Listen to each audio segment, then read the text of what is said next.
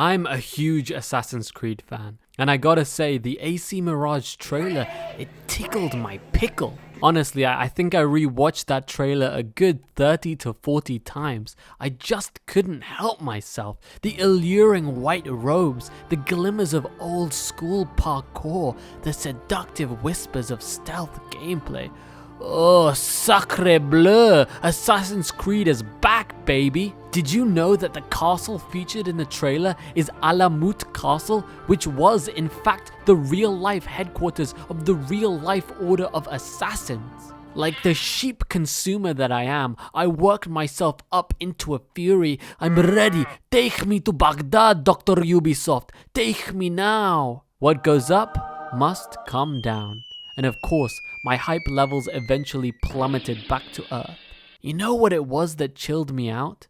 No, it wasn't the reports of actual real gambling in the game. No.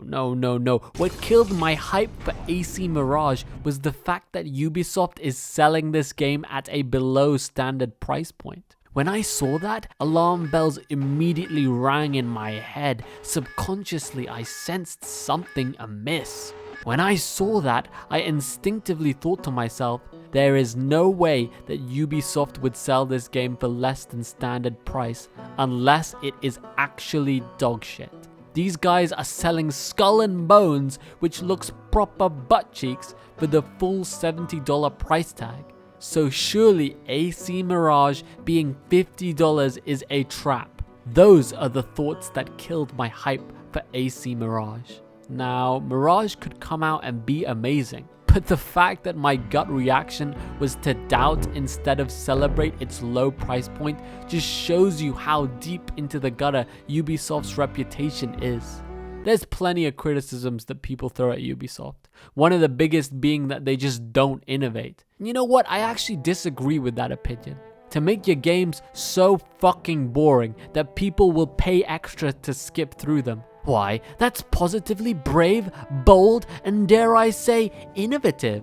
People don't give Ubisoft enough credit for weaponizing buyer's remorse. Jokes aside, the monetized XP boost is probably my biggest issue with Ubisoft. I mean, it is just complete bollocks.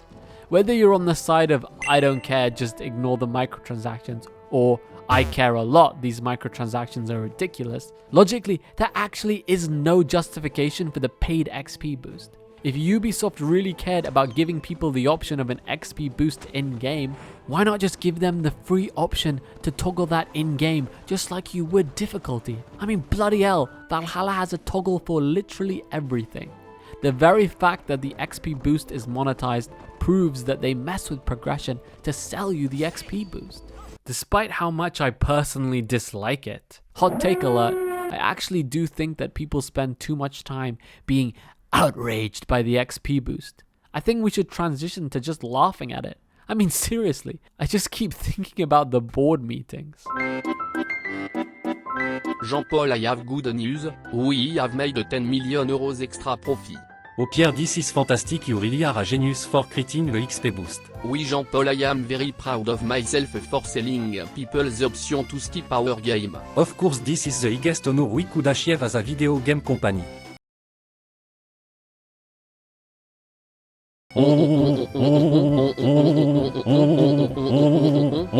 Enough talking, let's actually get ground zero with the Ubi microtransactions. Let's look at the Valhalla storefront. Wow, look at all these microtransactions. How fantastic. And oh la la, what is this?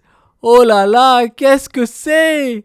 The iconic Ubisoft swirl back tattoo. The iconic Ubisoft swirl. Oh, shiver me timbers, this is so iconic. For fuck's sake. Goofy ass company. I even got it tatted on me. If we look at the Ubisoft logo evolution, we can actually observe modern Ubisoft's game design philosophy. They took the iconic swirl and repeated it, except it's kinda worse. We've all heard the saying that Ubisoft just keep making the same game over and over again. But what if I told you that they have been making the same game slightly worse each time? I've been playing the Far Cry games back to back to back, and wow, I love me some Far Cry. But playing them consecutively makes you realize the subtle improvements made between each iteration. I love Far Cry 4. I love the setting, I love the accents. Kutte! You're dead! Die, Bhedchod! Hide, coward!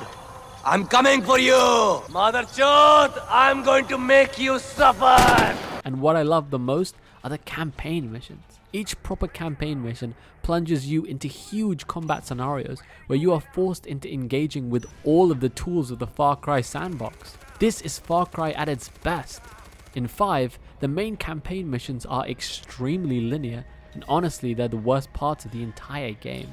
5 in fact has no real massive outposts, which is pretty disappointing. A huge feature 5 added to the series was the introduction of proper companions with unique abilities. Well, pretty funny to have around, these companions just shred through enemies on their own. It's kind of a killjoy. I ended up getting rid of them for pretty much my entire playthrough.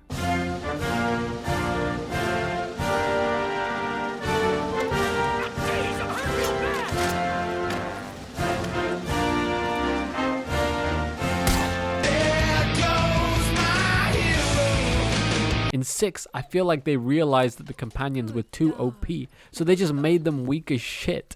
Annoyingly though, the dynamos they added to the game pretty much also act as just win now buttons. Another significant feature 6 added to the Far Cry loop was the introduction of bullet types. Again, this just adds an arbitrary checklist component to the Far Cry sandbox as opposed to introducing something actually, I don't know, fun or interesting. The Far Cry Predator and Prey loop has continually been subtly diluted. I'm not gonna make a 15-hour rip Ubisoft to shreds video, that would be boring. And honestly, these games are still fun. Even back in the quote-unquote golden era, Ubisoft games were never perfect, but their gameplay loops always had a certain elegance, an elegance that made their games unique. And it is this very elegance that is being slowly whittled away by modern Ubisoft's approach to game design. Now, you might be sat there watching this vid eating some delicious microwave chicken pot pie, and you might be thinking to yourself, this Bang guy is really smart, and he's right about Ubisoft. Ubisoft just keep making the same game over and over again, and they keep making it slightly worse, and that is just insane. That is the definition of insanity. But you want to know what is even more insane than a company making the same game over and over again? Watching a company's live show for 2 hours and seeing them reveal new games that are just the exact same as their old games. And that is exactly what I did on July 12th, 2020. On July 12th, 2020, I was sat in my drawers in my mum's basement, minding my own business, perusing the internet. There I was just chilling and enjoying life like an innocent gamer. That was until I saw a little link for Ubisoft Forward. Ubisoft Forward? What is that? I was curious, so I clicked on it. And wow, hey, that girl is kind of cute. So I sat there and I watched the whole fucking thing and wasted my goddamn life because I thought that girl was cute. Ladies and gentlemen, I am a Ubi sheep.